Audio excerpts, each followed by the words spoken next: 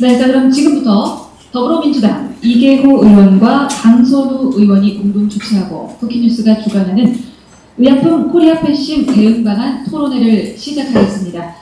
함께해 주신 여러분 진심으로 환영합니다. 그리고 잘 오셨습니다. 먼저 제 소개부터 드릴게요. 저는 오늘 개회식 3회를 맡았습니다. 아나운서 김민희입니다. 반갑습니다. 네, 자 한국에 신약이 늦게 도입되는 이유, 낮은 약값과 그리고 복잡한 허가 절차가 꼽힙니다. 그런데 특히 그 낮은 약값은요, 신약 개발사들이 국내에 신약 출시를 망설이게 하는 큰 원인 중에 하나로 꼽히죠. 최근에는 글로벌 제약사들이 중국이나 일본에 먼저 신약을 출시하고 한국 출시는 뒤로 미루는 코리안 패싱이 그 현상이 심화되고 있는데요. 이런 상황에서 정부가 A8 국가의 약가와 또 한국의 건강보험 약가를 비교해서 약가를 인하하는 외국 약가 비교 평가제 제도를 내년에 시행할 것으로 알려져서 제약업계의 발빠른 대응이 필요한 상황입니다. 그래서 본 토론회에서는 관계 부처와 또 의약품 관계자분들 모시고 의약품 코리아 패싱 대응 방안에 대해서 모색을 해볼 테니까요. 끝까지 함께해 주시고 더불어서 활발한 토론 좀 부탁을 드리도록 하겠습니다. 자, 첫 순서로 국민의례가 있겠습니다. 모두 자리에서 일어나셔서 앞쪽에 있는 국기를 향해 주시기 바랍니다. 국기에 대여 경례.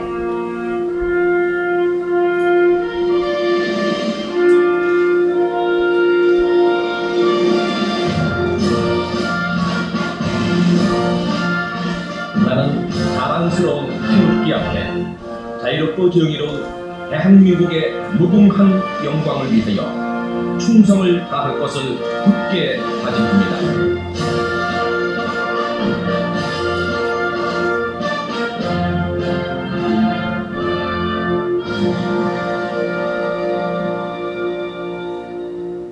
바로 저희 시간 관계상 애국가 지창을 생략하겠습니다. 모두 자리에 앉아주십시오. 본격적인 토론의 시작에 앞서서 오늘 이 자리를 마련해 주신 분들 좀 소개를 드리고자 하는데요. 더불어민주당 이계호 의원님과 강선우 의원님께서 오늘 공동 주최로 자리를 마련해 주셨습니다. 그런데 부득이한 일정 때문에 오늘 함께 해주지는 못하셨는데 영상으로 인사 말씀 남겨주셨거든요. 자, 앞쪽에 스크린으로 함께 하시겠습니다.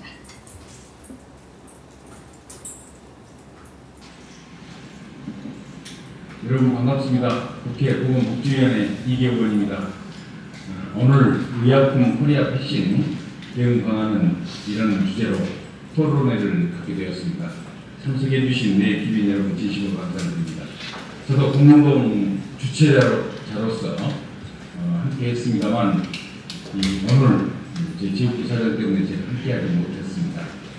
이렇게 영상으로 축하와 감사 인사를 대신하게 되었습니다. 함께 공동 주최를 해주신 보건복지위원회 더불어민주당 강선우 간사님, 그리고 함께 주관을 해주신 쿠키뉴스 노석관 대표님을 비롯한 관계자 여러분들 진심으로 고맙습니다.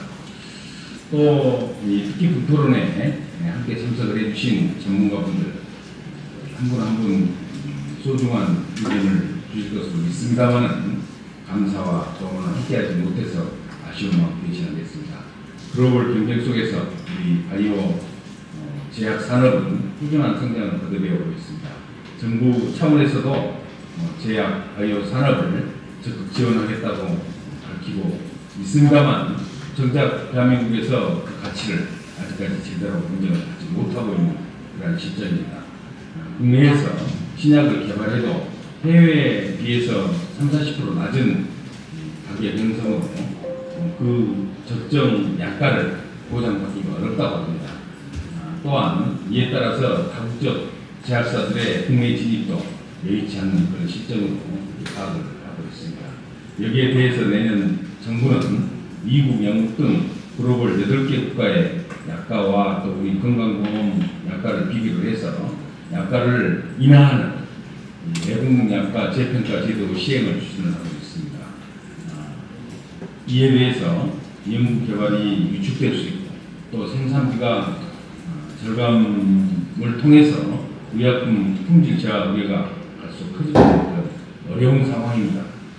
그래서 바로 그런 점에서 오늘 토론을 통해서 생명과 직결되는 의약품 국산화 및 환자 선택권 확대는 우리 국민 건강 증진을 위한 다양한 의견과 정책 방향이 개진되기를 기대를 합니다. 마지막으로 다시 한번 의약품 코리아 패싱 대응 방안이라는 주제로 토론을 갖게 되었습니다만 함께해 주신 모든 분들께 감사와 건승하시라는 후원의 말씀을 드리겠습니다. 고맙습니다.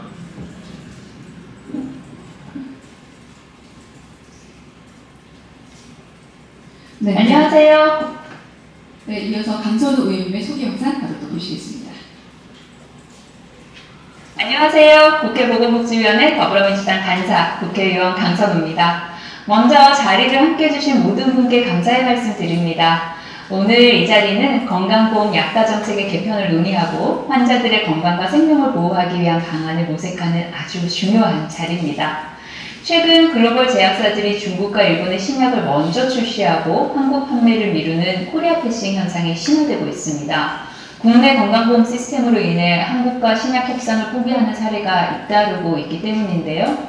길고 복잡한 건강보험 등재 과정, 거듭되는 약가 인하로 국내 환자들이 신약을 제때 사용하지 못하는 상황이 정말로 안타깝습니다.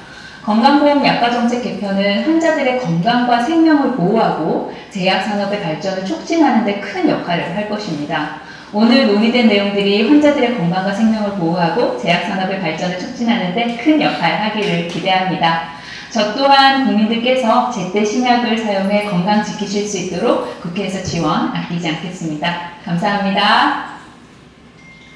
네, 자 그리고 본 토론회를 축하해주신 분도 계신데요. 국민의힘 백종원 의원님께서는 축전을 보내주셨습니다. 제가 빠르게 좀 대답을 해보도록 하겠습니다. 여러분 반갑습니다. 국회 보건복지위원회 국민의힘 부산 금정구 국회의원 백종원입니다. 의약품 코리아 패싱 대응 방안 토론회 개최를 진심으로 축하합니다. 먼저 오늘 토론회 개최를 위해 애써주신 국회 보건복지위원회 민주당 강선우 간사님과 이계호 국회의원님, 쿠키뉴스 노석철 대표님과 함께 자리를 빛내주신 여러 내외빈 여러분께 감사드립니다.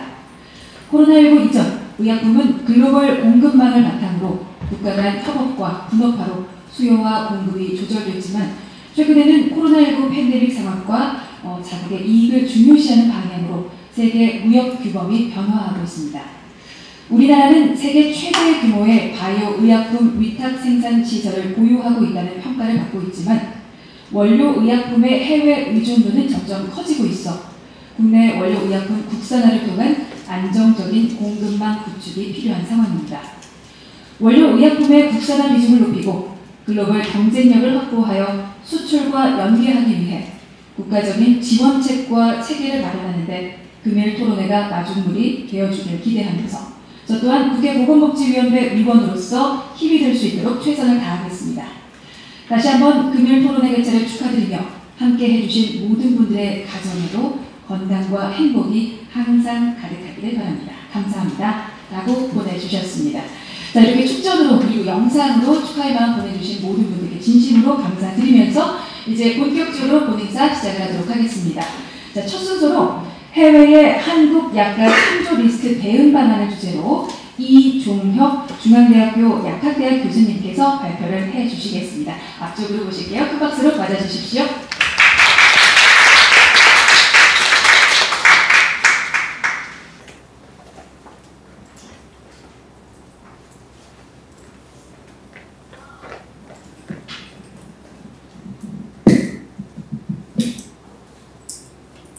안녕하세요. 저는 코리아버진 중앙대학교 약학대학 이종혁입니다. 오늘 코리아 패싱과 관련해서 정책 토론회를 하게 됐는데 좀 쉽지 않은 문제인 것 같습니다. 이게 하위 틀린 문제도 아니고 굉장히 오랫동안 제기되었던 문제 같은데 제가 해답을 제안하기에는 적절한 것 같지 않고 전문가들 많이 오셨으니까 좋은 의견 많이 주시면 좋을 것 같습니다. 발제 배경을 간단히 좀 말씀을 드리면 최근 굉장히 좋은 약들이 이제 많이 개발돼서 시판이 되고 있는데 우리나라에 들어오지 못하고 있는 약들, 이런 약들이 굉장히 많고 들어오더라도 이 보험 급여가 되지 않아서 실제 환자가 사용할 수 없는 그런 경우가 많이 있는 것 같습니다.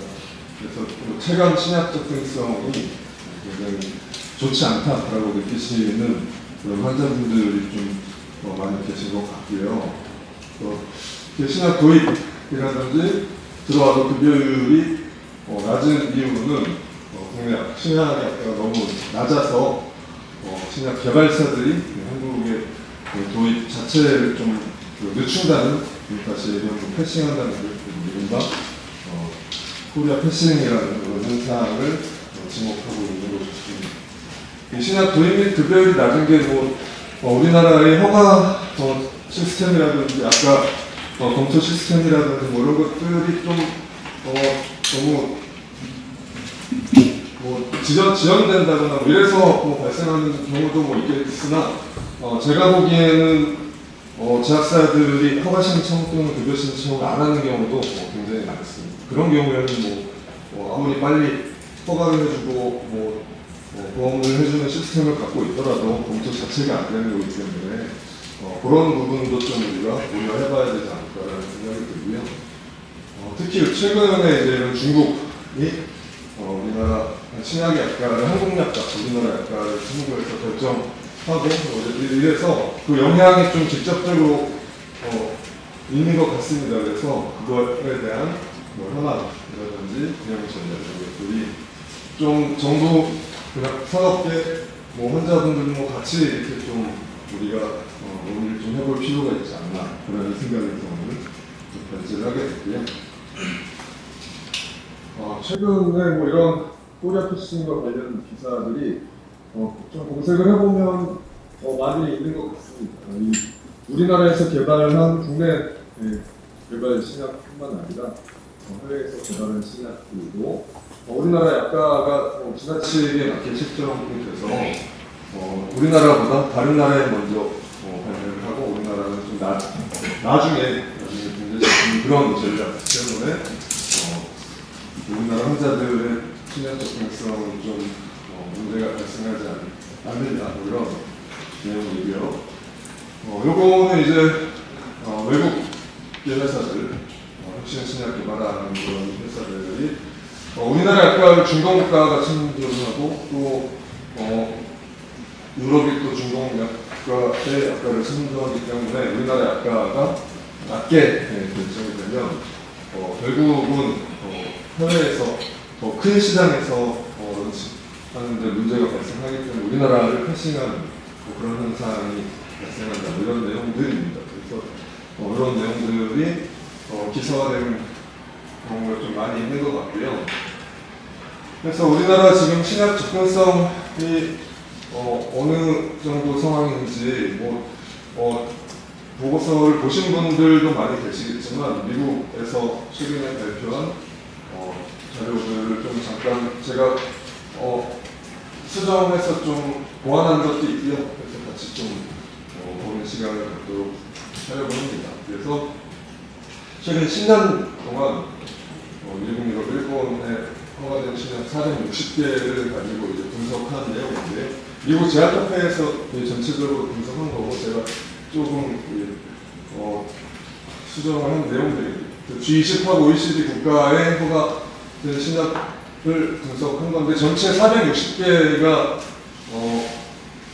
허가가 되는데 우리나라는 33%, OECD 평균 41%, G20가 38%가 이제 허가가 되는 거죠. 그래서 우리나라가 조금 이렇게 허가율 자체도 좀 낮다라고 보여지고요.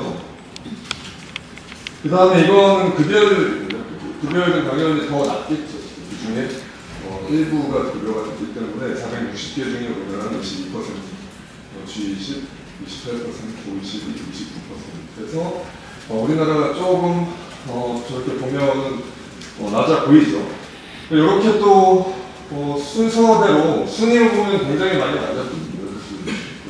OECD 평균이 요거는 이제 허가율이죠. 허가율을 보여드린 건데요.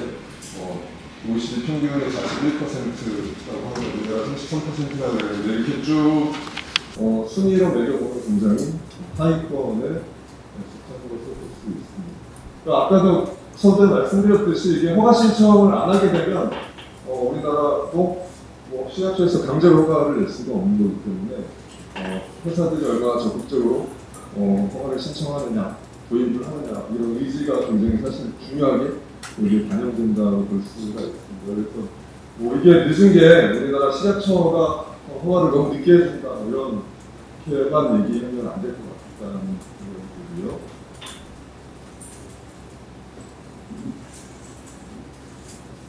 그 다음에 이제 해외에서 최초 허가된 다음에 우리나라에 들어오는 1년 이내에 얼마나 많은 양이 들어오는지에 대한 얘기입니다. 그러니까 해외에서 신약이 먼저 출시가 되면 그 이후에 우리나라에 이제 도입이 되는데 1년 내에 얼마나 많은 양이 도입이 되는지라고 했을 때 우리나라는 5% 미국 하위권이죠. OECD 평균 18%에 비하면 미국, 독일, 우리나라에 비하면 굉장히 낮은 비율이 해당된다고 볼 수가 있습니다. 이건 이제 최초 허가 후 시판허가 및 급여 속도를 비교한 건데요. 이거 보시면 이제 이렇게 보시면 이건 기간이잖아요. 허가 속도, 급여 속도로 볼 수 있는데 허가돼서 급여가 되면요, 그 기간은 느리지 않습니다. 그러니까 허가돼서 급여되면 그렇지 못한 약들이 이제 문제죠. 결론적으로 허가돼서 급여되면 그 속도는 OECD랑 평균이랑 거의 비슷하다고 보시면 되겠습니다. 그래서 우리나라의 허가 시스템, 보험 등재 시스템 이게 너무 늦다. 이것만 가지고 보면 그렇지 않다고 볼 수도 있는 것이라서 좀 다각적으로 우리가 검토를 해볼 필요가 있겠다는 생각이 들고요. 네, 이제 이거는 항암제 희귀약품만 따로 이제 빼서 도입 속도를 비교해 본 건데요. 항암제 희귀약품은 좀 많이 늦은 것으로 볼 수가 있습니다. 아무래도 이제 항암제라든지 희귀약품은 가격이 비싼 것들이 많고 경제성 평가 관련된 이슈 이런 것들이 좀 많이 있을 수 있기 때문에 좀 더 속도가 우리나라가 느린 거를 볼 수가 있고요. 그래서 이렇게 코리아 패싱이 발생하는 이유는 좀 전에도 말씀드렸듯이 이렇게 해외 약가를 창조하는 ERP라고도 얘기하는데 이런 제도를 각 국가들이 채택하고 있기 때문에 신약의 가격을 측정하는 데 있어서 이런 ERP라는 제도를 채택하고 있기 때문에 발생하고 있다고 이야기할 수 있는데요. 죄송합니다. 이거 영어는 제가 뺄라는 들어갔는데 이거는 ERP에 대한 간단한 설명인데 넘어가도록 하고요. 이건 우리나라에서 해외약가를 어떻게 창조하냐에 대한 내용인데 이렇게 A8의 조정평균가, 그 다음에 A8의 가장 낮은 가격들을 우리나라의 신약 가격에 청정을 하고 있습니다. 그래서 A8 국가는 이렇게 정하고 있고요. 우리나라도 이렇게 외국 약가를 청정하지만 해외도 마찬가지로 외국 약가를 청정하기 때문에 우리나라 외에 다른 국가들에서 가격이 어느 정도에 형성되어 있는지가 신약 가격 결정하는데 굉장히 중요한 영향을 미치게 되어 있습니다. 그래서 우리나라는 해외 A8 국가의 조정 평균가를 상한선으로 해서 이거 넘는 가격을 신약의 가격으로 측정을 하지 않고 있고요. 그 다음에 경제성 평가 면제에 약세될 때는 A8 국가 조정 최저가를 기준으로 가격을 측정을 하고 있습니다. 이제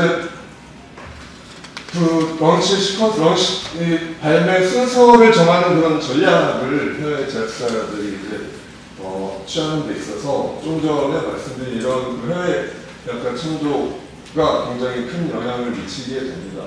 그래서 우리나라 약간을 이런 나라들이 창조하고 또 이런 나라들이 창조하고 이런 나라들이 약간을 계속 창조를 하게 되면 결국은 우리나라 약가가 낮으면 이런 데서 결국 연쇄적으로 낮은 가격으로 등재가 되기 때문에 차라리 여기를 등재를 안 시키고 다른 나라를 먼저 등재시키고 우리나라를 관련해 등재시키는 전략을 취하는 게 다국적 제약사의 입장에서는 뭐 기업의 입장에서는 그 방향이 뭐 틀리지 않다고 이야기할 수 있겠습니다.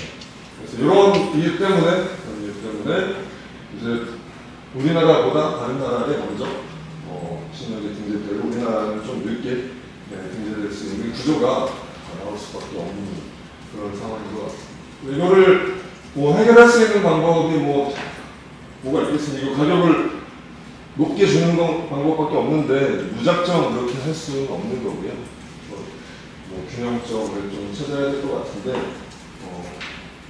그래서 우리나라도 이렇게 리펀드 타입의 RSA 리스크 쉐어링 어그리먼트 위험분담 제도를 시행한 게 사실은 이런 ERP의 영향이라고 볼 수가 있겠습니다. 실제로 우리가 70불 이것이 경제성 있는 비용효과적인 가격이라 하더라도 실제 리스트 프라이스는 100불로 설정을 해놓고 나머지 30%를 나중에 리펀드하는 이런 제도가 ERP 때문에 생겼다고. 사실은 RSA 리펀드 타입 RSA 때문에 굉장히 많은 신약이 오늘보다 등재될 수 있는 그런 길이 열렸다고 볼 수 있고 지금도 굉장히 많이 제도를 활용해서 등재가 되고 있다고 보시면 되겠습니다. 우리나라의 신약 약관은 실제로 얼마나 낮은지를 좀 확인하는 연구를 제가 이전에 수행한 적이 있어서 그 내용을 간단하게 말씀드리면 실제로 가격이 낮은 거는 사실인 것 같습니다. 제가 요거는 이제 국제 IQVIA라는 그런 회사의 자료를 근거로 해서 캐나다 정부에서 발표한 자료거든요. 보시면 이제 OECD를 1년 했을 때 우리나라의 페이턴트 신약의 가격이 0.60%입니다.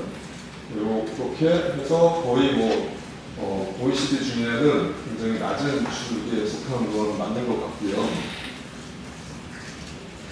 또 이제 제가 연구했던 것 중에 항암제를 가지고 가격을 좀 조사했던 내용인데요. 2017년부터 20년까지 등재된 약들을 조사해봤을 때 이 당시에는 이제 A7 가격을 가지고 가격을 평가했기 때문에 A7 가격 대비 A7 평균가 대비 우리나라의 가격을 좀 비율로 내보면 13%짜리도 있고요. 높은 건 78%.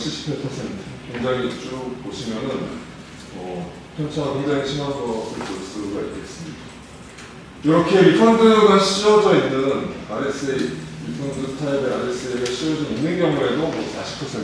이 리펀드가 씌워져 있다는 것은 표시가 자체 굉장히 높게 실제가보다 높게 지금 등재가 되어 있다는 얘기인데 그렇다 하더라도 60%, 57%, 40% 이런 정도의 가격이 보면 굉장히 좀 가격이 낮은 거는 사실인 것 같습니다. 낮은 거가 무작정 나쁜 건 사실 아니지. 낮은 게 무작정 나쁜 건 아니고 건강보험 재정이라든지 환자들의 부담 측면에서는 낮으면 낮을수록 그건 좋은 건데 좀 전에 말씀드린 그런 코리아 패싱과 관련된 ERP 그런 것들을 적용하는 국가에서는 이런 것 때문에 이제 문제가 발생할 수가 있겠죠. 보시면은 이제 가격들이 굉장히 좀 낮은 것을 볼 수가 있습니다. 그래서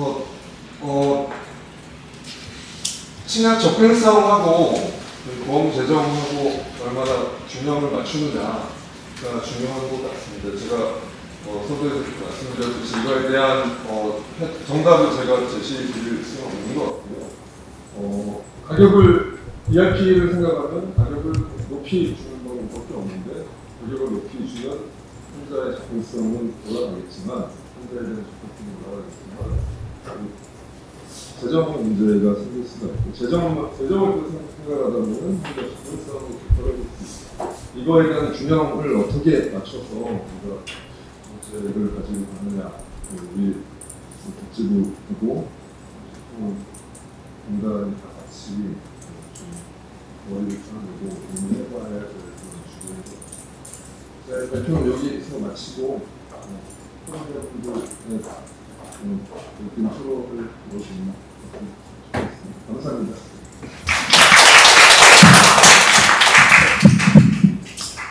네, 자, 이종혁 교수님 고맙습니다. 네, 코리아 패싱 현장이 왜 어떻게 일어나게 되는지 무엇이 문제고 그리고 어떤 점들에 우리가 기울여서 얘기를 나눠야 하는지 그 점들을 좀 짚어주신 것 같은데 코리아 패싱 우려하고 대비해야 할 현상이라는 데는 모두가 공감을 할 것 같습니다. 그 이후에 또 우리 오늘 좌장을 맡아주신 정영석 교수님과 함께 활발한 토론 이어가면서 좀 더 구체적인 이야기 좀 나눠보도록 하겠습니다. 일단은 패널 토론에 앞서서 저희 사진 촬영부터 좀 빠르게 진행을 해볼까 합니다. 방금 주제 발표해 주신 교수님을 비롯해서 오늘 토론 참여해 주실 패널분들 그리고 좌장님 앞쪽으로 저희 모시겠습니다. 앞에 무대 위로 서주시기 바라겠습니다.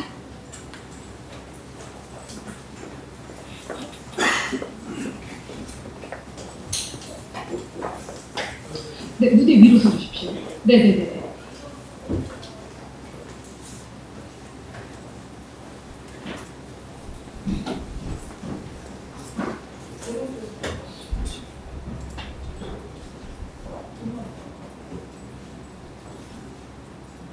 네, 자리 양보하시면 안 되시는데.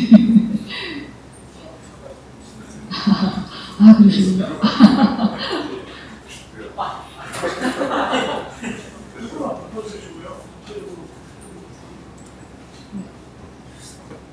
네. 자, 앞에 있는 카메라 바라봐 주십시오. 저희 두 가지 포즈로 빠르게 진행을 하도록 하겠습니다. 먼저 정자세입니다.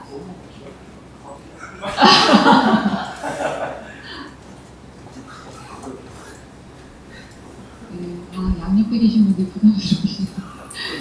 네, 앞에 있는 카메라 바라봐 주십시오.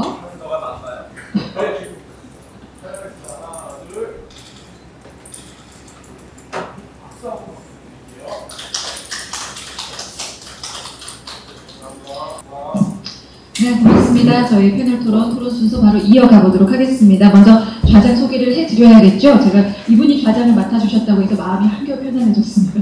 네, 여러 번 저희 또 토론의 좌장을 맡아주셔서 그 실력 입증이 됐거든요. 정형선 연세대학교 보건행정학과 교수님께서 자리를 해주셨습니다.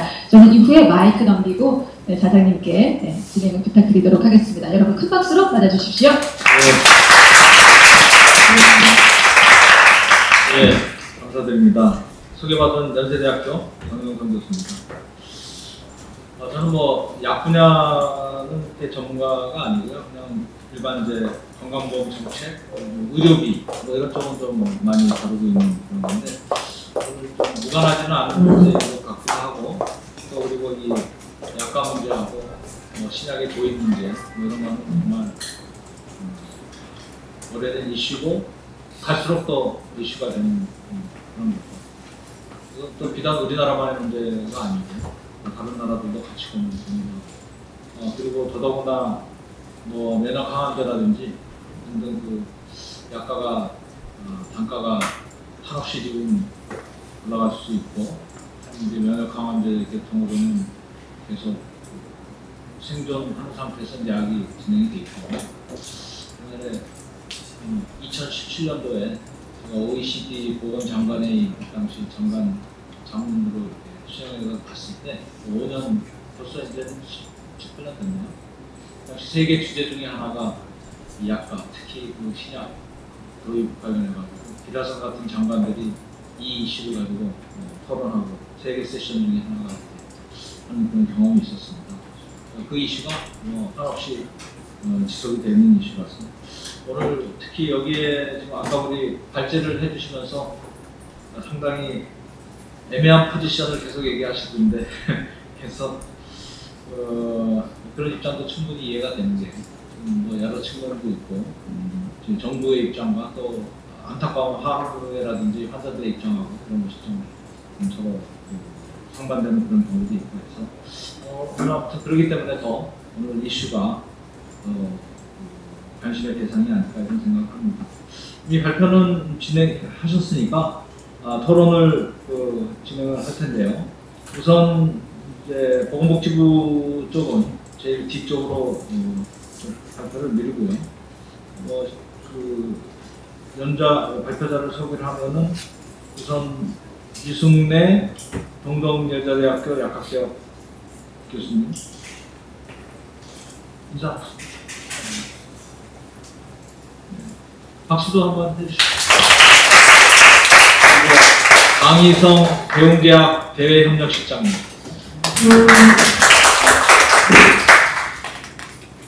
김성주 한국중증질환연합회 대표. 요즘에 텔레비도 좀 나오시고 그래가지고 대중적인 그 인지도가 굉장히 있는 것 같습니다. 저도 그래서.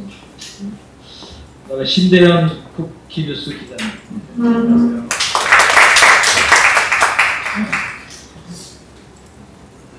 그리고 이제 손태원 보건복지부 보건약학과 사무관님. 제가 지금 말씀드린 그 순서로 시간 여유가 있으니까 한 10분 정도 해서 먼저 하시고 나중에 플로어에서 또 의견이 있으시면 또 받아서 하고 이런 식으로 진행하도록 하겠습니다. 우선 이승래 동덕여자대학교 약학과 교수님. 오늘 토론 주제가 의약품 코리아 패싱에 대한 대응 방안입니다. 근데 이 토론회가 저는 참여하면서 굉장히 어려운 주제라고 생각을 했고, 그럼에도 불구하고 이주열 교수님께서 다양한 분야를 정보 전달을 해주시면서 현황에 대해서 잘 짚어주셨다고 생각을 합니다. 제가 패널로서 좀 말씀을 드릴 부분은 사실 답을 정확히 누군가가 제시해서 찾기보다는 현상을 약간 이해를 해보는 게 필요할 것 같습니다. 왜냐하면 중국의 코리아 패싱, 중국의 약가 문제가 나온 것이 2017년 정도부터 본격적으로 나온 것으로 알고 있는데, 항암제 위주로 중국이 한국 약가 참조를 하면서 우리나라는 10년 전 정도부터 포지티브 리스트를 시작을 해서 좀 안정적으로 운영해오다가 사실은 그 사이에 많은 제도 변화들이 있었습니다. 그래서 중국에서 이 항암제 위주로 한국 약가를 참조할 때 어쩌면은 이제 그 사이에 경제상평가 면제 제도나 위험분담제 이런 것들이 들어오면서 사실은 아주 이렇게 약가 자체가 신약이 낮은 약가가 크게 문제가 될 거라고 예상을 못했을 것 같습니다. 근데 결론적으로는 이제 여러 지표들이 있는데, 이제 당국에서는 예를 들어 허가 자체를 안 받은 걸 어떻게 급여 등재 기간을 세냐라든가, 사실 지역적으로는 숫자적으로는 차이가 날 수 있는데, 이제 들어와서 등재를 하는 것 못지않게 우리나라에 들여오는 것 자체가 좀 주저가 되고, 만약에 업계에서 만약에 허가를 받게 되면 당연히 이제 급여를 전제로 하고 들어와야 되기 때문에, 허가된 상태로는 확산이 안 되고 PMS나 이런 게 유지가 안 되기 때문에 당연히 이제 급여를 전제로 들어와야 되는데, 그 단계에서는 안 들어오는 것 자체를 이제 통계 지표를 저희가 볼 때 안 들어온 것 자체에도 좀 이제 문제의식을 가져야겠다 생각을 하고요. 그 보임률.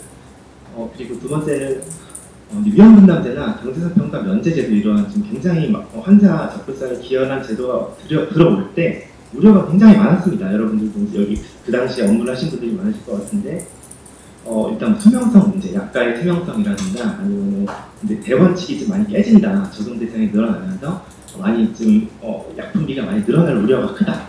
근데 사실 결론적으로는 한 10년 정도가 지났는데, 전체 재정에서 보면은 사실은 약품비가 그 사이에도 이제 순증은 했지만 신약의 지출 비중은 사실 여러 지표를 보더라도 상대적으로 외국보다 높진 않은 것 같습니다. 상대적으로 낮은 비중이 유지가 되고 있어서 한편으로는 정부에서 굉장히 잘 관리를 해왔다고 볼 수도 있지만, 일단 근데 숫자적으로 도입된 신약의 개수라든가 전 세계 대비 우리나라의 개수, 도입률, 아니면 환자분들이 사실 요즘에도 많이 얘기하시는 희귀질환 위주로 외국엔 약이 있는데 우리나라에 없다고 하는 이런 부분들이 어떤 문제가 있어서 그런 발생하는지를 좀 생각을 해봐야 될 것 같습니다. 이제 제가 첫 번째라서 이렇게 좀 화두를 많이 던지고 마무리하고 싶은데, 이제 위험분담제나 경평면제 제도가 도입됐음에도 불구하고 여전히 이런 격차가 과연 도입 전과 후에 비해서 우리나라에서도 물론 우리나라에서 상승했겠지만 글로벌과 비교했을 때 편차가 나는 것에 대해서 이게 단순히 적용 대상 확대 이러한 정도의 문제인지, 아니면은 우리나라의 기대 약가 자체가 너무 낮을 수밖에 없는 구조가 있는 게 아닌지, 이런 것들은 경제성 평가할 때 비교 기준이라든지 기존에 있는 약제들 가격을 결국 타고 들어오기 때문에 재평가, 사후관리 제도에 있어서 절감을 위해 시행을 하되 혁신적 신약이나 좀 희귀한치 질환처럼 이러한 환자분들이 약의 접근성이 좀 중요한 경우에는 원칙을 흐트리지 않는 범위에서 좀 고민이 필요한 것 같고요. 저도 당연히 해답을 말씀드리기 너무 어려운 부분이라 이 정도 말씀을 드리고요. 결국 큰 틀에서는 이제 환자당, 우리나라는 사실 환자당의 이 비용 효과성 경제성 평가에 굉장히 많은 기간 소요가 되고, 그로 인해서 이제 탈락이 되거나 아니면 통과하더라도 많은 가격이 깎이기 때문에 이 부분에서 아마 상대적으로 다른 나라에 비해서 뭐 도입 자체가 좀 약간 주저가 되거나 등재가 제한되는 경우가 있는 것 같습니다. 근데 파지티브 리스트가 이제 2007년 들어와서 이제 벌써 이제 10년, 20년 정도 가까이 오는 시점에서 총재정 관점에서도 좀 봐야 될 것 같습니다. 환자당의 비용 효과성을 보는 것은 워낙 HTA 기본 원리고, 그것이 전 세계적인 당연히 에비던스 베이스로 하는 건 맞는데, 결국은 약품비는 약가 곱하기 수량인데, 총 약품비 중에서 신약과 페이턴트 끝난 약들의 비중이라든가 아니면 총 진료비, 의료비 대비 약품비의 비중을 좀 더 OECD 통계도 있지만 우리와 좀 비슷한 정도의 제약산업 국가와 비교를 해보면서 코리아 패싱이 과연 우리가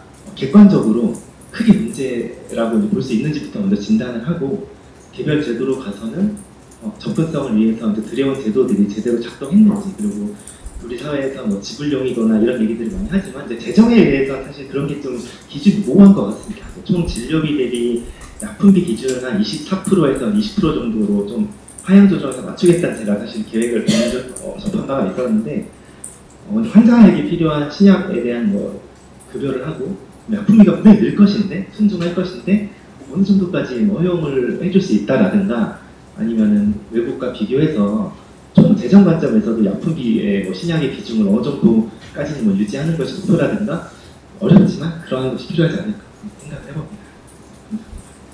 예, 감사합니다. 시간도 남았는데 박수 한번 주시죠. 다음은 강희성 대웅제약 대협력실장입니다. 네, 안녕하세요. 대웅제약 대협력실 강희성입니다. 대웅제약은 최근에 신약을 2개를 개발을 해서 성공적으로 런칭을 했고, 신약 개발을 리딩하는 기업으로서 오늘 이 토론회에 참석을 하게 됐습니다. 아까 말씀하신 대로 코리아 패싱이라는 단어는 최근에 이렇게 불거진 것은 아니고, 과거부터 이제 계속 흘러나왔던 그런 현상이라고 보시면 될 것 같습니다. 결국 코리아 패싱은 상대적인 다른 나라 국가들에 비해서 국내 약가 수준을 이제 대변해주고 있는 것이라고 이해를 하시면 되겠습니다. 국내 제약사가 개발한 약인데도 상당한 상황들이 사실은 벌어지고 있습니다. 국내가 너무 낮기 때문에 글로벌 시장을 먼저 우선을 할 수밖에 없고, 물론 대표적인 품목들이 아까 소개해 주셨지만 SK바이오컴의 이제 엑스코플이나 아니면은 이제 항생제 동아 ST의 시덱스트로가 대표적인 사례가 되고 있습니다. 그리고 최근에 모 제약사에서 개발하고 있는 이제 통풍 치료제들, 이런 통풍 치료제들은 과거에 너무 개발된 약제들이 오래되다 보니 가격 수준이 엄청 낮고, 근데 이것을 기존에 있는 통풍 치료제들은 부작용들이 엄청 많은데, 이런 것들을 혁신적으로 개발한 국내에서 개발한 신약조차도 약가가 낮기 때문에 국내 시장을 조금 먼저 후순위로 두고 해외로 나가는 방법도 모색하고 있는 실정입니다. 다목적 제약사도 물론 마찬가지입니다.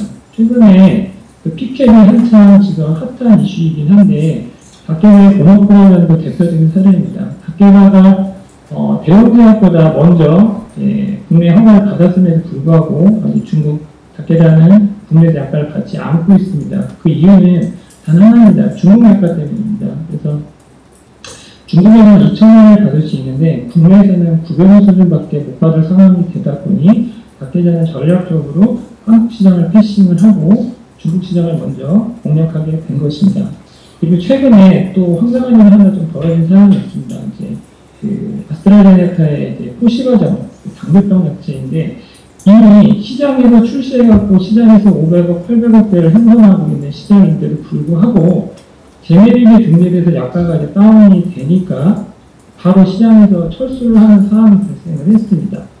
이것은 결국은 글로벌 시장 가격을 유지하는 게 한국 시장을 포기하는 것보다 더 큰 이득이라고 판단을 했기 때문입니다. 따라서 이런 포시 과정의 지금 기차적인 효능 효과 중에 이제 신부전 치료 목적으로 복용하고 있는 환자들도 엄청 많은데, 이런 환자분들은 갑자기 다른 성분의 약물로 교차를 하거나 아니면 동일 성분의 다른 회사로 허가 적응증이 양도되는 상황까지 발생을 하고 있습니다. 결국 이런 코리아 패싱 현상들이 짙어지게 되면 피해를 보는 것은 국내 환자들밖에 되지 않습니다. 국내 신약의 약관은 대체 약제 가격 수준에 엄청 민감하게 반영이 될 수밖에 없습니다. 대체 약제가 있는 비혈등 신약은 물론이고 대체 약제들이 우월성을 입증한 신약이라고 하더라도 대체 약제 가격 수준이 낮으면 아무리 경쟁성 평가를 잘해도 약가 인상에 한계가 있습니다. 그리고 대체 약제 범위 조정이 상당히 중요한데 이거의 협상력은 결국은 제약사에게는 거의 존재하지 않습니다. 올해 중요한 좀 사항이 하나 있습니다. 일본에서 미국, 유럽에 비해 신약 보급률, 승인률이 점점 떨어지고 있다는 것을 경각심을 느끼고 관련 제도를 개정고시한 바 있습니다. 올해입니다.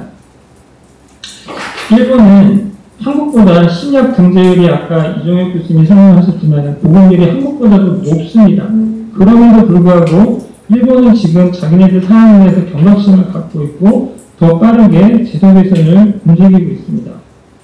일본 약가 개선 사항은 좀 더 세밀하게 스터디를 진행을 해봐야겠지만 코리아 패싱 관련해 두 가지 개선 사항을 좀 눈여겨볼 필요가 있습니다. 첫 번째는 신속 도입 가산을 신고하는 것입니다. 미국, 유럽보다 먼저 또는 유사한 시기에 일본이 먼저 도입할 경우 인센티브를 부여하는 것입니다. 신속 허가 또는 도입을 유도해서 미연 패싱을 막고 신약 보급률을 올리는 것입니다. 물론 한국은 일본과는 반대로 움직입니다. 왜냐하면 한국은 최초 도입을 싫어합니다. 왜냐하면 경평 명제율 같은 것도 최소 3개국 이상 등재돼야 되는 요건이 필요하고 특히 다른 공단하고 약가적인 협상을 할 때도 최소 해외 3개국 미만인 경우는 약가적으로 페널티를 받게 되어 있습니다. 물론 정부에서는 해외에서 많이 국가가 등재되어 있어야 안전성과 유효성이 더 확보되어 있다는 명분으로 그렇게 움직이고 있습니다. 두 번째 일본 약관 예외 사항을 좀 눈여겨볼 사항은 임상병 위험성 가상평가 항목을 확대했다는 점입니다. 예를 들어서 임상시험이 프라이머리 엔드포인트가 있고 세컨더리 엔드포인트가 있는데 보통은 프라이머리 엔드포인트로 경제성평가를 운영을 하는 경우가 많은데 일본에서는 부차적 평가 항목에 대해서도 QOL 개선이 나타나는 경우는 의대 항목의 평가 대상으로 삼은 것입니다. 한국에서는 아까 말씀드린 대로 국내에서 통풍 치료제 같은 경우에 부작용을 완전히 개선했다고 하더라도 이런 부작용 개선 측면에 대해서는 피해를 통해서 그 효과성을 입증하기가 상당히 어렵습니다. 그래서 보통 대체학교 가정평균가 수준으로 반영을 하는 경우도 많습니다. 이러한 사례를 좀 보면 일본은 결국은 보험 재정의 건전성보다는 국민들의 치료 접근성 강화에 방점을 찍고 정책을 구현하는 것으로 볼 수 있습니다. 이제는 한국도 조금 더 발빠르게 움직여야 된다고 생각을 하고 네 가지를 좀 간략하게 제안을 드리겠습니다. 첫 번째는 작년 23년 12월에 건정심이 보고된 사항이긴 한데 혁신형 제약기업이 개발한 혁신신의 가치 보상 방안이 아직도 국집에 좀 계류 중에 있습니다. 수개월에 걸쳐서 민간이 협의해서 도출된 합의안인 만큼 하루빨리 행정 예고를 해서 혁신신약들이 가치를 좀 보상받을 수 있는 방안을 빨리 열어주셨으면 좋겠습니다. 그리고 글로벌 진출 목적의 신약이나 경제성 평가 면제에 해당하는 약제들 이외에도 필요한 경우는 이중 약과제를 좀 확대해 주셨으면 좋겠습니다. 최근에 10월 1일자 등재가 지금 예정인 국민개발신약 제약약품 사스타프라잔 같은 경우도 기사를 많이 보셨겠지만 이중 약과제를 상당히 받고 싶어 하셨습니다. 하지만 제도적으로 불분화되어 있었기 때문에 혜택이 좀 불발이 되었던 상황이고요. 두 번째 좀 제안드리고 싶은 것은 다국적 신약사들의 최근 트렌드가 항암 중증 희귀질환 시대에 맞춰져 있고 희귀질환 같은 경우에 이제 시장성 확보가 없음에도 불구하고 최근에 많은 개발들이 이루어지고 있습니다.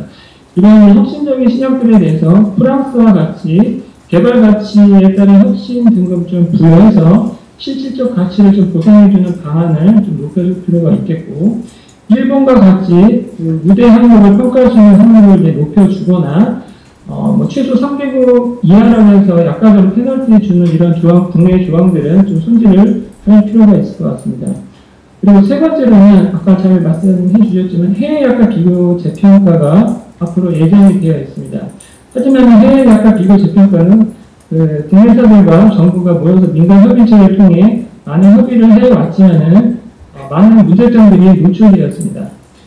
이 해외 약가 비교가 재평가가 시행이 되면 대체 약제는 당연히 후양 평준화가 될 수밖에 없고 이를 참고하면 신약의 가치도 덩달아 하향돼서 코리아 패싱을 가속화하는 동력으로 작용할 수 있습니다. 약품비 관리 정책을 종합적으로 수립하고 업계와 충분히 수기해서 그 해외 약가 비교 재평가 시행 시점을 좀 신중히 결정하는 것을 건의를 드립니다. 네 번째는 마지막으로 진료상 필수의약품 등과 같은 경우는 현재 ERP 기준으로 국내약과가 등재가 되는데 주기적으로 모니터링을 통해서 해외 약가 변동이 될 경우 약가 인하를 하고 있습니다. 그러나 약가를 인상하는 기준은 없습니다. 그래서 만약에 약가를 인상하는 기준도 만들어 주시게 되면은 한국 도입 속도는 상당히 빨라지게 될 유인동기를 가지게 될 것입니다.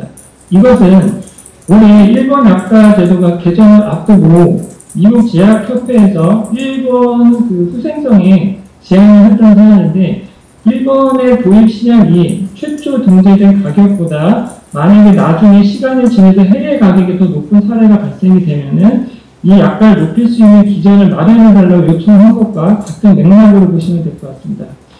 이런 제안 사항들에 따라서 물론 우리나라 그 복지부도 고가 중증 질환 약제에 대한 절차 단축을 위해서 허가평가 협상 동시 진행 품목들을 계속 발굴을 하고 있고 혁신 시장의 가치 보상을 위해서 다양한 방법을 마련하기 위해 노력하고 있습니다. 그러나 코리아 패싱을 좀 더 완화할 수 있는 해법을 업계와 좀 더 시간을 갖고 머리를 맞대고 더 적극적으로 찾아낼 것이고 다국적 제약사도 환자 부담금을 줄일 수 있는 다양한 공공 사회적 재원과 지원을 위해서 노력을 기울여줘야 할 것이라고 생각합니다. 이상입니다.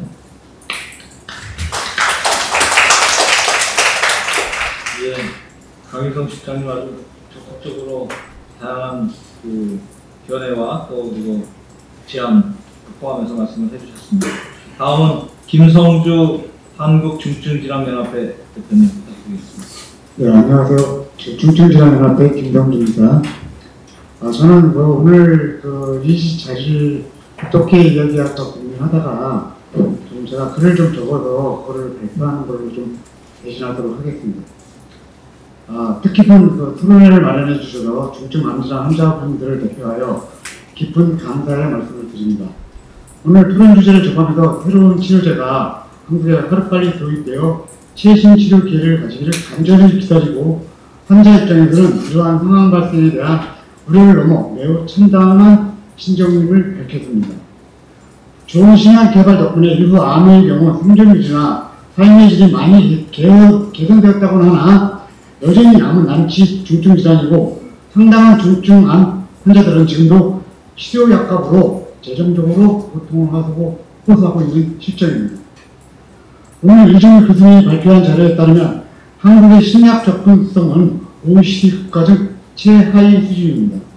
항암제의 경우 국내 도입되어 급여되는 신약은 23%에 불과하여 매우 위험수에 높습니다.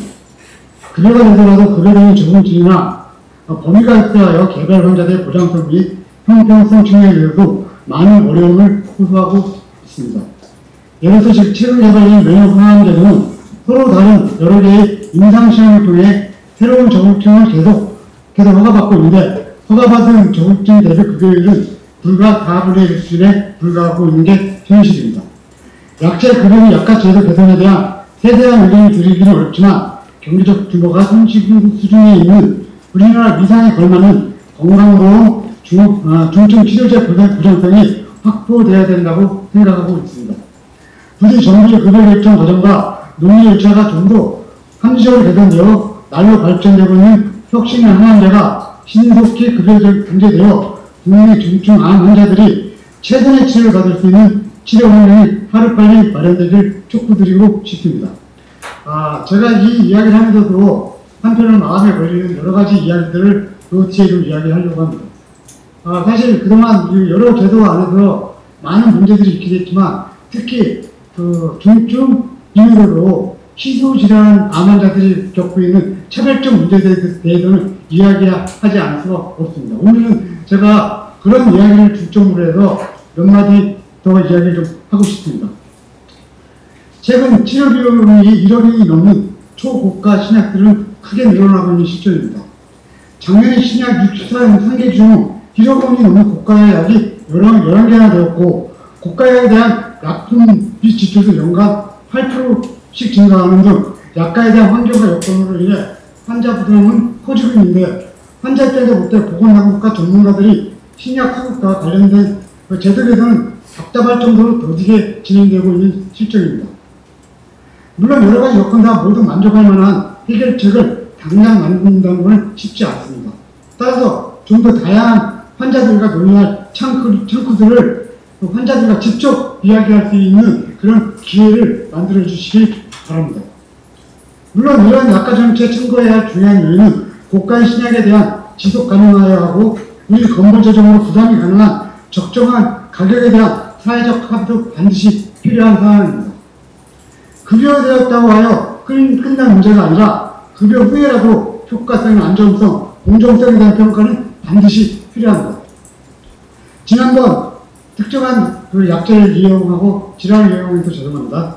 지난번 혈액암 킴리아 같은 약제를 한번 사용하는데 몇 억씩 사용하고 그 후에 그 결과가 80%로 반응이 80% 유효하는 참담한 현실임에도 불구하고 과연 그 환급률이 얼마나 되었는지 그 내용을 알 수조차 없는 게 우리 희귀질환 암 환자들의 어떤 답답한 현실이 아닐 수 없습니다. 이러한 약가 정책에 대한 공정성과 공평성을 위해 사후 점검도 반드시 저희는 필요하다고 봅니다. 특정한 질환의 질병에 모든 야원이 휩쓸린다면 건보의 기능과 역할은 이미 그 의미가 없다고 저는 생각합니다. 또한 합리적 운용을 못한다면 그것 또한 정부의 무책임한 방치라고 저는 생각합니다. 명확한 근거와 합리적 급여 정책이 무엇보다도 신약 접근 정책과 제도의 중요한 목표가 아닐 수 없습니다. 제약사나 병원은 다수의 환자가 존재하는 약을 개발하고 임상을 진행하고 있습니다. 따라서 중증, 희소질환자들의 다양한 목소리가 정책에 반영할 수 있도록 약가 정책의 당사자, 환자의 목소리를 직접 전달할 다양한 방법을 강구해야 한다고 생각합니다. 최근 한국은 대체하기 없는 고가 약들이 상당수가 경쟁적 평가를 면제하여 급여화되고 있습니다. 이런 경우 외국 약가를 비교해야 하는데 공식 가격이 실제 거래 가격보다 훨씬 비싸기 때문에 외국의 약가를 한국 가격으로 전환하는 것이 제약사 입장에서는 훨씬 높은 약값을 적용받기 쉽습니다. 이런 구조가 코리아 패싱의 한 요인이 아닐까 저는 생각합니다. 심지어 경제평가 면제된 약들이 효과가 좋았으면 그나마 다행인데 지금 20개 약제 중에서 이탈리아, 독일, 프랑스에서 모두 다른 약에 비해 효과가 좋다고 인정된 약은 불과 2개에 불과합니다. 최근 의약품 가격을 몸살을 앓고 있는 국가들은 다 고민을 하고 있는 이야기입니다. 유럽이나 미국 등 주요 국가들이 제약회사의 국가 정책을 대응하기 위한 제도 마련에 심각하게 고민하고 딜레마에 빠졌다고 알고 있습니다. 하지만 대한민국은 급여와 요구를 거센 반면 사업 약제비 통제를 하기 위한 노력은 지금 전무하다는 게 문제가 아닐 수 없습니다. 건강보험은 국민들이 매달 돈을 모아 운영되기 때문에 한정적 재원으로 운영됩니다. 특정 질환약 한두 개를 비싸게 급여함으로써 향후에 다른 약제의 급여화가 어려워지는 것은 환자의 의약품 접근을 용이하게 만들지는 못합니다. 황금알을 낳는다고 거위의 배를 갈 수는 없습니다. 거위가 더 많은 알을 낳을 수 있도록 거위에 좋은 영양분을 공급하고 안락한 보금자리를 만들어 알을 많이 낳을 수 있도록 함께 노력해야 하는 부분입니다.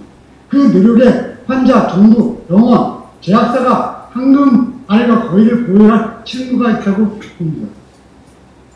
다국적 민간 제약사들은 매년 아픈 사람들의 돈을 이용해 엄청난 이윤을 만들고 이를 최고의 가치라고 실적을 자랑할 수밖에 없는 민간 회사들입니다.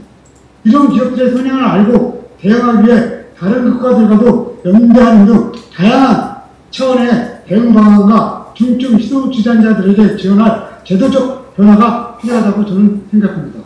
오늘 코리아 패시라는 용어가 적절하지 않은 허상이길 바라는 마음으로 이 내용을 발표하고 이상 주시도록 하겠습니다. 감사합니다.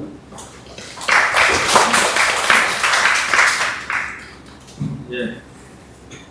다음은 신대현 쿠킹뉴스 기자님 부탁드리겠습니다. 네, 안녕하세요. 쿠킹뉴스 신대현 기자입니다. 의약품 코리아 패싱을 쉽게 풀었으면은 한국 의약품 시장에서 소외되고 있다는 뜻으로 해석이 될 겁니다. 지금 뇌전증 치료제에서 좀 게임 체인저라고 불리는 약이 좀 있는데요. 이게 국산 신약이거든요. SK바이오팜이 자체 개발한 세노바메이트라는 약인데 이게 지금 4년 전부터 미국이나 해외에서는 되게 불티나게 풀리고 있거든요. 근데 이제 정작 한국에서는 허가조차 받지 못한 상황입니다. 국내에서 생산되는 국산 신약의 혜택을 정작 한국인이 받지 못하고 있는 것이죠. 그 혁신 신약에 대한 낮은 약가 책정으로 인해서 외국계 제약사가 한국의 의약품을 판매하지 않는 이 코리아 패싱은 비단 외국계 제약사뿐만 아니라 국내 기업에도 똑같이 적용되는 문제입니다. 우리나라 약가는 전 세계에서 낮은 편에 속합니다. 미국에서 세노바메이트는 한 알에 5만원에서 6만원 이상으로 책정이 돼가지고 팔리고 있고, 프랑스를 제외한 유럽 국가들의 평균 약가 가격은 7,000원에서 9,000원 선으로 가격이 형성이 되어 있습니다. 근데 반면 우리나라에서 만약에 이 약이 들어온다면은 많이 쳐도 한 3,000원 선으로 책정이 될 겁니다. 그래서 지금 이 국내에서의 판권을 동아 ST에 넘긴 상황인데, 예상되는 판매 시점은 빠르면은 오는 2026년, 늦어도 2027년 정도인데, 글로벌 제약사뿐만 아니라 지금 한국 제약사조차 낮은 국내 의약품 가격 때문에 신약 출시를 꺼리는 거는 결국에는 이게 환자 건강 피해로 이어지는 문제입니다. 아까 전에 그 대웅제약 강혜서 실장님이 말씀 주신 것처럼 한국에서 잘 팔리던 의약품 판매를 중단하는 사례도 계속 이어지고 있는데요. 코리아 패싱은 이게 중국이나 인도와 같은 대형 신흥시장이 급부상하면서 더 잦아진 문제입니다. 한국의 의약품 허가나 약가 결정 절차는 여전히 좀 복잡한 편이고 시간이 좀 많이 걸리기도 하고, 협상 과정에서 정부의 입김이나 가격 통제가 강하게 작용이 됩니다. 이로 인해서 글로벌 제약사들은 예전만큼 한국을 매력적인 시장으로 여기지 않고 있습니다. 건강보험 의약품 가격을 무제한으로 투명하게 공개하는 문제도 의약품 코리아 패싱을 유발하는 문제이기도 합니다. 중국이 제약사와 약가를 협상할 때 한국의 의약품 가격을 많이 참조를 하는데, 그렇게 되면은 제약사 입장에서는 우리나라보다 훨씬 시장 규모도 크고 환자 수도 많은 중국으로 당연히 향할 수밖에 없을 테고, 그래서 중국과의 비즈니스에서도 좀 타격을 입게 된 제약사들은 한국에서 의약품을 가장 나중에 출시하거나 철수하는 전략을 취하고 있습니다. 이대로 의약품 코리아 패싱 문제를 좀 방치하게 되면은 나중에 장기적인 관점에서 세계적으로 널리 처방되는 양질의 의약품을 한국에서 확보할 수 없게 되는 문제로 이어질지도 모릅니다. 제약사들이 신약을 출시해서 우리나라 판매를 우선적으로 고려하도록 하려면 일단 유인책 마련이 좀 필요할 것 같습니다. 한국의 규제 체계를 글로벌 스탠다드에 맞게끔 혁신해야 될 필요성이 있고, 신약 허가 프로세스를 더 효율적으로 만들 필요가 있습니다. 그리고 약가 결정 과정에서도 합리적인 협상 구조를 마련해서 제약사들의 한국에 대한 약가 진입 장벽을 낮추는 게 필요합니다. 또 규제 당국이 적극적으로 글로벌 제약사들과의 협력을 좀 확대하고 한국의 제약 산업에서 글로벌 시장에 더 많은 역할을 할 수 있도록 뭔가 좀 지원이 필요할 것 같습니다. 제가 2년 전에 뇌전증 환자들을 좀 많이 만나봤는데, 굉장히 뇌전증은 약물로 충분히 조절이 가능한 약인데 정작 한국에서는 이게 약물 치료의 접근성이 좀 떨어져가지고 해외에서 원정 치료를 가거나 효과 좋은 약을 뭐 구입을 할 테니까 제발 구매 판로로 좀 확대해 달라는 요청을 좀 하시더라고요. 결국에는 이게 환자 건강에 영향을 미치는 문제이니까 이 문제가 뭐 조속히 해결됐으면 하는 바람입니다. 네, 이상입니다.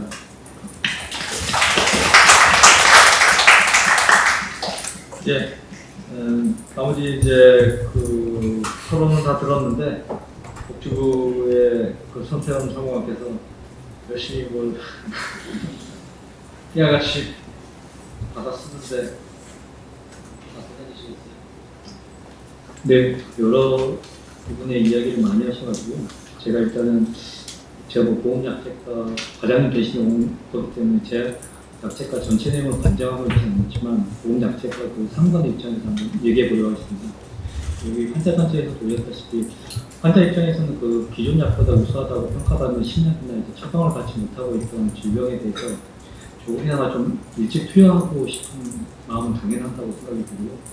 제약사 입장에서는 뭐 조단 R&D 투자 등 아니면 노력한 부분을 고려해서 좀 더 큰 시장을 선점하고 싶으실 거고, 그다음 좋은 가격을 받아 약품을 공급하고 싶어 할 겁니다. 근데 이제 반대로 이제 정부의 입장에서는 좋은 약을 어떻게 국민에게 이제 적정한 사용 금액을 정해서 지급하는 게 이제 건강보험이 좀 더 유익이기도 하고요.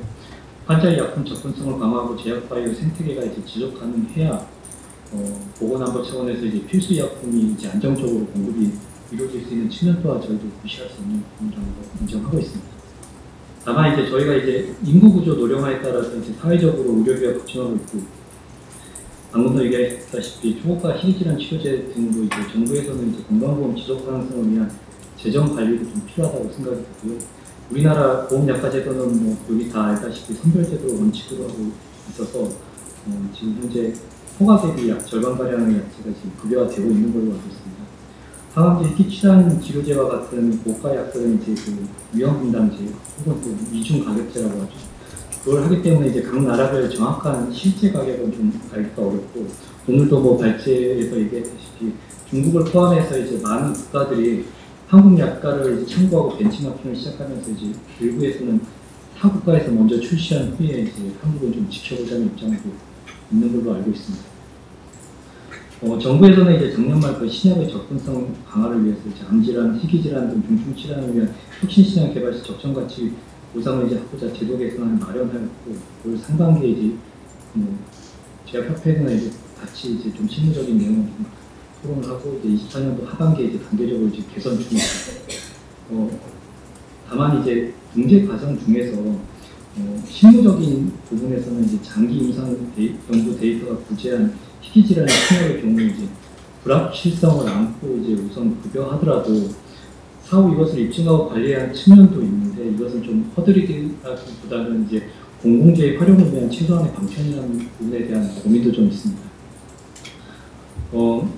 이와 더불어 그 외국약과 비교 재평가의 경우에 이제 지난해부터 이제 여러 차례 이제 간담회를 통해서 현장 의견을 좀 수렴하였고, 재평가 방안을 이제 검토 중이고 있으면 지금 합리적인 방안을 모색 중에 있습니다.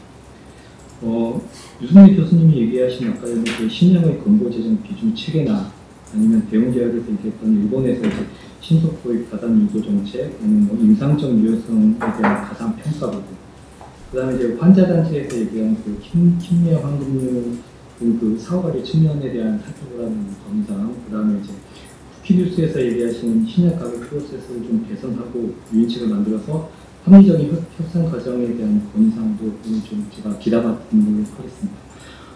저희가 이제 그 약가 인하 측면도 있지만 환자의 접근성 부분 때문에 신약이 가지는 이제 사회적 경제적 가치는 충분히 크다고 할 수 있으며, 정부는 이런 여러 가지 제도 개선 등을 통해서 신약의 접근성 향상과 이제 제약바이오 생태계가 동시에 이제 조정될 수 있도록 계속 귀를 기울이겠으니, 제약사에서도 이제 개발된 신약이 최대한 신속히 국내 도입을 할 수 있도록 내부적인 노력을 좀 부탁드리겠습니다. 감사합니다.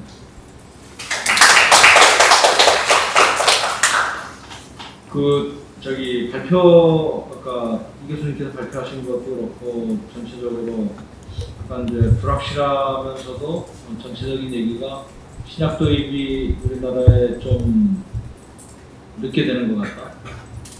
그다음에 상대적으로 가격이 좀 낮게 책정되는 것 같다라고 하는 얘기하고 강하게는 안 나왔어도 그런 가능성에 대해서 좀 얘기를 했는데 그 복지부에서 실제 정책 당국이나 뭐 이제 공단 심평원은 하지 않았습니다만 어떤 식으로 생각을 하세요? 뭐 늦다고 판단하십니까? 아니면 뭐 적절하게 하고 있는 편이다 싶습니다. 뭐 늦다고 계속 질타가 있어서 시범 사업도 지금 진행 중에서 아마 2차 시범 사업도 올 하반기에 아마 시작할 거고요. 계속 이제 외부에서 알아시는 바대로 저희가 이제 허가된 약에 대해서 신약 그 도입 부분은 최대한 식약처 그다음에 공단 심평을 통해서 그 기간을 좀 축소하도록 하겠습니다. 자, 혹시 저거 토론 하신 분 중에서 이렇게 질문이라든지 뭐 알고 싶은 게 있었는데 아직 답변이 제대로 안 나왔다든지 뭐 아니면 추가하실 분이 있으면 좀 생각을 해주시고 혹시 플로어에서 발표 토론 등 들으시면서 예 마이크 받으시고 본인 소개 간단히 해주시고 말씀해 주시고. 네, 고맙습니다. 이런 자리를 만들어주신 분들께 감사드립니다. 저는 한국폐암반의회를 맡고 있는 조정일 회장입니다. 저는 사실 건강했던 아내가 국가건강검진을 2년마다 성실히 받고 정상화다 통지받았는데 훗날 갑자기 폐암 4기로 진단이 돼서 6년여 투병하다가 세상을 떠난 아픔이 있습니다. 그 시기에 대해서 오늘 여기까지 왔습니다. 제가 보건복지부 손태원 사무관님께 좀 여쭙겠습니다.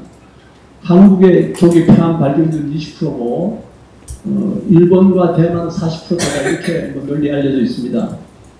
저는 근데 이게 늘 궁금한 게 왜 이렇게 차이가 날까? 같은 아시아권인데 여기 여러 가지 사정이 있겠지만 저는 우리 아내가 그런 경우를 겪어서 그런지 국가건강검진 결과 때 엑스레이만 찍고도 정상으로 보냅니다. 종합판단을 정상을 보내면 본인은 폐에 대해서 이상이 없다고 생각하는 거예요. 근데 사실은 엑스레이로는 폐암 조기 발견이 안 된다는 것을 나중에 알고 보니까 의료계에 이미 널리 알려진 사실입니다. 근데 국민이 모르고 있어요. 주변에 있는 사람 몇 사람한테 물어봐도 그 엑스레이 찍으면 폐암도 나오는 거 아니야? 다 그렇게 알고 있어요. 근데 4기가 돼야 나타나요. 이런 것이 원인이 돼서 일본은 40% 50%의 초기 발전이 되는데 우리는 20%에 머무르는 게 아닌가 혼자 그런 생각을 해봅니다. 지난 수요일 저녁에 TV조선에서 폐암에 관련 보도를 할 때 그 인터뷰한 40대 유치원 교사가 있었습니다. 우리 한우회 회원입니다. 전 그 한우회 회원이 너무 마음이 아픈 사실 이 자리까지 나왔습니다. 그런 유치원 교사니까 얼마나 자주 이게 엑스레이를 찍겠어요. 서울의 대형 병원에서 엑스레이를 찍고 이상이 없다 하면 그 해에 폐암 사기를 발견되는데 끝까지 전해야 되는 거예요. 도대체 이걸 어떻게 해석해야 됩니까? 그래서 그 사람은 그때부터 일반 항암제를 썼는데 일반 항암제가 너무 힘이 들어서 머리 다 빠지고 먹지 못하고 걷지 못하는 상황에 있다가 어떤 표적 치료제를 알게 됐어요. 이분이 이제 특이한 그 알리티 레트 그 유전자인데 레트 유전자에 맞는 약이 있었어요. 딱 그 약이 하나예요. 그 약을 쓰고부터는 이게 신기할 만큼 몸이 좋아지는 거예요. 이분이 너무 처음 이제 먼저 밥도 먹을 수 있고 걸을 수도 있고 그래서 지난 수요일 또 많이 회복이 돼서 그 TV조선에 그 인터뷰 응했습니다. 한 30분 앉아서 얘기하는 것 때문에 이제 엉덩이 아프다고 그러는데 근데 이분이 애로사항이 뭔가 한 달에 약값이 750만 원이에요. 과연 내가 이 약을 언제까지 쓸 수 있을 것인가 이런 정말 긴장 가운데 이제 살아가고 있는데 이런 분이 한두 분이 아닐 겁니다. 아마 비단 그 알리티 유전만이 아니라 맥주 유전도 이런 환자가 많아요. 그럼 이런 시기 폐암에 대해서는 정부에서 그 폐암의 그 숫자가 한 2% 밖에 안 됩니다. 아주 숫자가 적어요.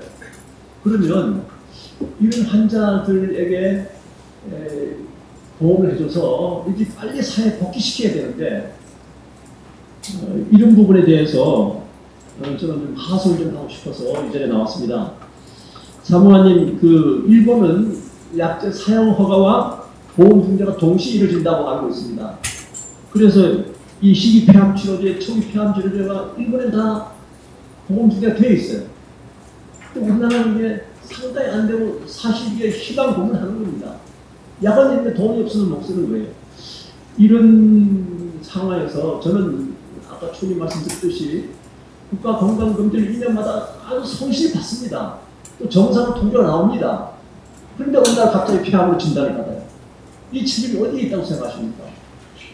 제 생각에는 이분들이 저설랑 CT를 찍으면 폐암 발견할 수 있다는 알기만 했어도 자기 자비를 들어서 저설랑 CT 찍었을 거예요. 저설랑 CT 병원에 가면 5만 원 찍습니다. 근데 그걸 모르는 거예요.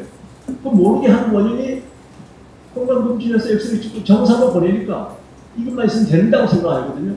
아시겠지만 국가건강검진 5대 암은 정밀검사 항목이 다 명시되어 있습니다. 위암을 얼마나 찍어라, 다 나와 있는데 폐암은 없어요.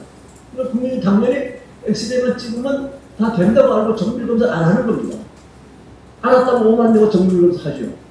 근데 이런 국민들에 대한 홍보가 안 된 탓에 저는 우리나라 폐암 한 초기 발견이 낮다고 생각하는 게 너무 마음이 아프고요, 사실은. 네. 이 부분에 대해서 오늘은 이 주가 좀 잘못됐지만 주가 맞지만 초기 발견이 늦어진 원인도 하나 말씀드리고 초기 발견을 늦게 한 책임이 저는 정부에 있다고 봅니다. 거기에 대한 결제 해제 차원에서 폐암 치료제를 조속히 보험 등재해 주기를 바랍니다. 네. 제가 말씀드린 너무 좀 과학했다고 죄송합니다. 이상입니다. 예, 감사합니다. 좀 이따 답변을 좀 주시고요. 혹시 추가로 또 발언하시고 싶은 분은 안 계시면 답변할 수 있나요? 앞에 검진은 좀 직접 담당은 아니지만 보건복지부 차원에서 약제과에서 이제 건강검진 부분이 다루고 있지를 않아서 지금 답변을 하기가 좀 어려운데 이제 폐암 초기를 초반에 이제 발견 못하는 부분 일단은 전문가의 영역 부분이어서 제가 그렇게 정확하게 얘기는 못 드리겠고 폐암 치료제가 혹시 어떤 건지 나중에 얘기를 해주시면 그게 왜 지금 비급여에서 그들 말씀드리겠습니다. 템메카노 레테고모에 우리 아들님이 맞춰왔는데 템메코 레테고모 이 1리터 환자를 가진 약인데 이 약을 좋아하는 사람 하는 공부대로 심표를 내고 하는데도 이게 안 받아들이는 거예요. 이런 약제가 심표를 내고 보험복지를 냈습니다. 이런 약제가 빨리 좀 등재해달라. 네, 요거는 제가 가서 심평원에서 지금 어떤 상태에 있는지 한번 제가 다시 한번 보여드리겠습니다. 그럼 저도 상관이 질의하나만 해야겠습니다. 이게 동일한 얘기 같은데요. 사실은 NGS 검사를 지금 해서 후정치를 하고 있는데 실제적으로 지금 폐암 같은 경우는 50% 정도가 본인 부담을 하고 있는데 다른 질환자들은 지금 본인 부담이 80%로 지금 알고 제가 있어요. 아마 올해 3월달인가 이제 NGS에 대한 본인 부담 내용이 바뀌면서 동일한 지금 사실 동일한 보험료를 내면서 특정한 질환은 본인 부담을 이렇게 낮게 해주고 다른 질환들은 그것보다 높게 본인 부담을 내고 있다는 걸 보험에 대한 적정성이 좀 맞지 않다고 보고요. 두 번째는 지금 우리 회장님이 얘기한 거 동일한 얘기인데 면역항암제도 폐암 같은 경우는 이미 어떤 특정한 약이지만 이미 다 급여가 되어 있는데 동일한 다른 안종들은 임상이 다 끝났고 다 적응도 다 끝났는데 지금 비급여로 지금 저희도 지금 제가 식수하는데 저희 질환 같은 경우도 지금 3주에 650만 원씩 비용을 내고 있죠. 이런 이유는 동일한 어떤 임상이나 동일한 어떤 과정들이 다 끝난 상황에서 우리가 건강보험료를 내고 있는데 어떠한 질환자들한테는 그 보험 혜택을 주고 있고 어떤 질환자들한테 보험 혜택을 주지 않고 있다면 거기에 따른 그 보험 운영하는 보험자는 명확한 근거나 이유를 설명을 해줘야 되는 거예요. 근데 지금까지도 계속 그거를 지금 계속 급여를 요청을 하고 있음에도 불구하고 암조심 자체도 좀 통과가 지금 안 되고 있는 거 좀 안 돼요. 이 부분이 좀 약제까지 대답이 좀 가능하실 것 같아서 질문을 좀 드려봅니다. 일단은 그 본인 부담률 부분은 일단은 정확하게 얘기해서 제가 보험약제과 사무관이어가지고 일단은 본인 부담률은 그 옆에 있는 보험급여과 쪽에서 이제 본인 부담률 부분이 있어서 고시로 이제 하는 부분이어서 그 부분은 이제 제가 가서 한번 내용을 한번 살펴보겠고요.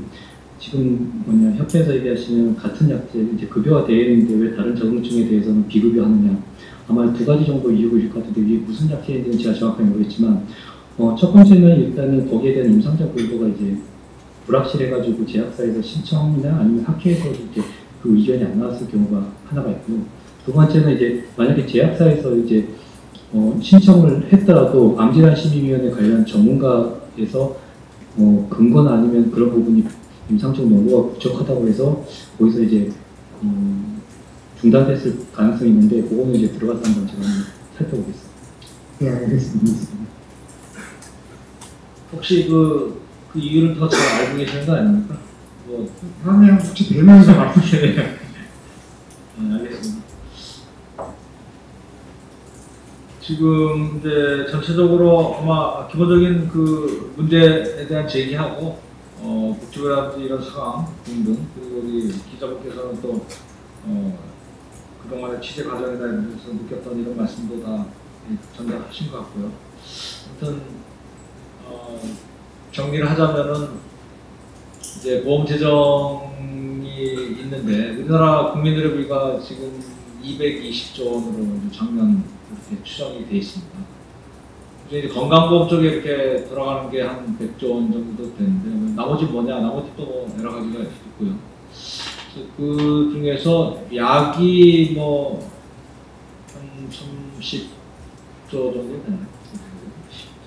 24조? 이거는 이제 아마 약을 어디까지 포함하냐에 따라 조금 다른데, 그래서 비급여도 포함해가지고 이렇게 하면 그런 정도 되는데,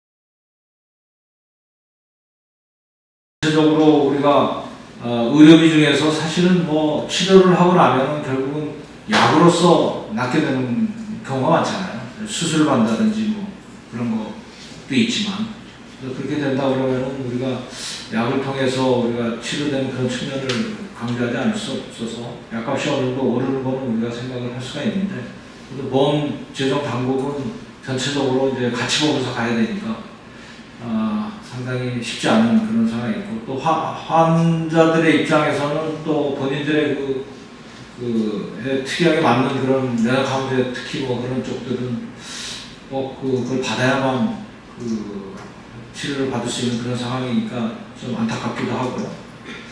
그래서 아무튼 그런 것들도 계속 나오고 있고, 거의 정말 갈등 속에 있는 것 같습니다. 그래서 아까도 잠깐 말씀드렸지만, 제가 이제 2017년도 OECD 보건장관회의 때 그룹으로 이렇게 회의를 하는 걸 잠깐 들어가서 하는데 이렇게 보면서 느꼈는데, 아무튼 그 부분들이 정책 당국, 그러니까 유럽의 주로 이제 유럽의 뭐 영국, 프랑스 이런데 보건장관이 거의 뭐 노조원 이렇게 발언하듯이 토론할 때 제약회사들과의 관계라든지 환우에 대해 처지라든지 뭐 이런 거에서 또 앞으로 면역 항암제를 중심으로 해서 나오는 약들이 가진 어떤, 그때 나온 얘기가 판도라 상자 얘기까지 나오더라고요.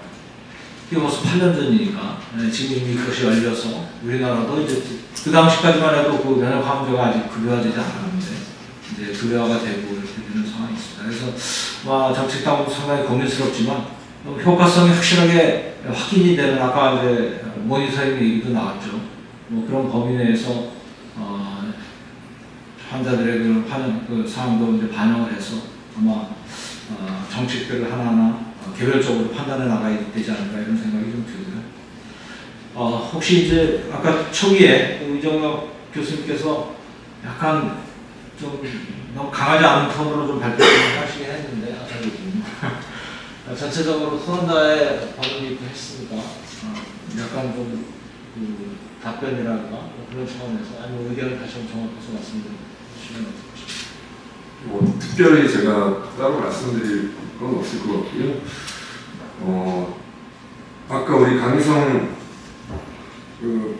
기사님 말씀하신 것 중에 신약이 빨리 들어오는데 좀 이렇게 이 걸림돌이 되는 부분, 그런 부분들은 좀 우리가 생각해 볼 필요가 있지 않을까라는 생각이 듭니다. 외국의 등재가 많이 돼 있어야 우리나라에 들어오기가 쉽고, 그 다음에 외국에 등재가 안 됐냐 그런 가격을 더 많이 깎고, 이거는 사실은 좀 환자 접근성하고는 굉장히 배치되어 있는 이야기거든요. 그래서 그런 부분들, 조금 세세한 부분들, 이런 부분들을 하나씩 조금 개선해 나가면 훨씬 조금 환자 접근성이 개선될 수 있지 않을까라는 그런 생각을 좀 해보고요. 리펀드에 대한 그 확대 이런 것들도 처음에는 이 리펀드에 대해서 부정적인 인식이 굉장히 많았었기 때문에 이제 일부 제한적인 제품들에 한해서 이제 리펀드 적용을 했는데, 지금은 이제 굉장히 그 보편화된 그런 상황이기 때문에 그런 리펀드 타입의 이런 RSE 같은 경우도 좀 이제 거부감 없이 좀 시행을 좀 할 수 있는 그런 시기가 되지 않았나 이런 생각이 들고요. 결국은 이제 계속 나오는 얘기지만 재정 문제 이런 것들이 사실 환자 접근성에 가장 걸림돌이 되는 것 같은데, 좀 재정 자체를 좀 확대시키는 그런 방향으로 좀 이제는 좀 발상 전환이 해야 되지 않을까라는 그런 좀 말씀을 드리고 싶습니다. 네. 그 리펀드나 RSA 위험분담제 같은 경우들이 이제 바로 그런 외국과의 관계 속에서 그런 걸 피해 나가는 보험재정과의 어떤 타협안으로서 지금은 뭐 굉장히 일반화되어 있었고요. 과거에 제가 이제 건정심에서 활동을 오랫동안 했었던 편인데, 그 당시 이제 초기 도입할 때는 그걸 보면서 야, 이거 심지어는 이제 한쪽에서는 그러면은 국제 세계에다가 부담을 주면서 우리만 그렇게 살짝 할 수 있는 뭐 이런 얘기까지 할 정도로 좀 그런 분위기도 좀 있었었거든요. 그런데 이제 이거는 뭐 거의 이제 일반화될 정도로 이렇게 되버려가지고 재정당국으로서는 뭐 그런 방법을 취하지 않을 수 없는 상황이고, 이제 그 부분들이 상당히 커져 있는 것 같습니다. 사실 이제 그게 하도 일반화되다 보니까 제가 그 OECD의 그 의료비 통계를 오랫동안 해오고 있고, 이제 저 다음 달에도 OECD에 회의를 가는데요. 거기서 이제 보건 개정이라는 걸 이제 구축을 하는데, 약제비 추계하고 하는 작업도 다 거기서 같이 합니다. 그러니까 비급여도 포함해가지고 다 하니까. OECD에서 나오는 그 약제비라는 거는 외래만을 포함하고 있거든요. 입원에 들어가는 거는 입원비용에 들어가고 있고. 그런 거 할 때 계산의 이 리펀드 제도 자체가 돈의 계산에서 겉으로 나오는 돈하고 이게 다르잖아요. 실제로 약제비. 그래서 이 리펀드 자체도 전부 다 누가 실제로 지불하는지를 따져서 넣도록 되어 있습니다. 그러다 보니까 국내 같으면은 리펀드가 얼마나 되는지 하는 돈이 공식적으로 나와 있지 않아요. 그래서 이제 저희 같은 경우는 그 추계를 위해서 공단에 오픈되지 않은 그 돈의 흐름까지 다 받아가지고 그런 걸 하고 있는데, 상당히 이제 많이 커져 있고 이제 일반화되는 제도처럼 그런 식으로 해서 국제사회 관계 속에서 이제 해나갈 수밖에 없을 것 같습니다. 그래서 이제 어느 정도 얘기가 다 된 것 같아서 마무리를 하겠습니다. 혹시 리펀드 제도라든지 뭐 위험분담제 등등과 관련해가지고 복지 차원에서 하실 일 없나요? 너무 부담 많이 드리거든요. 네. 그 부분 알겠습니다. 자, 그럼 이것으로써 회의를 마치도록 하겠습니다. 감사합니다. 네.